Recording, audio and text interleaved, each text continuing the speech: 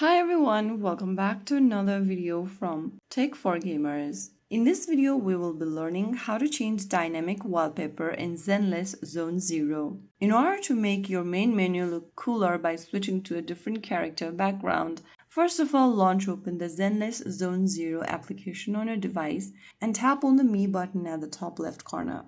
Now in the Me menu, you will see a wallpaper over here.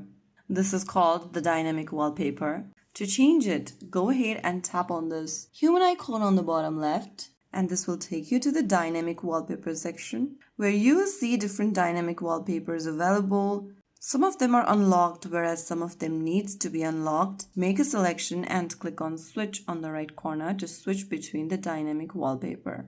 Some of the dynamic wallpapers out there need to be unlocked first. Progress throughout the game to unlock the wallpapers first. After you do that, you'll be able to switch your wallpaper according to your preference. You can also turn on the play at a random option at the top right corner, which will help you display random characters on this dynamic wallpaper page. So that is how it's easily done. If you found the video helpful, don't forget to like, share, and subscribe to our channel. I will see you again in the next video. Stay tuned and thanks for watching.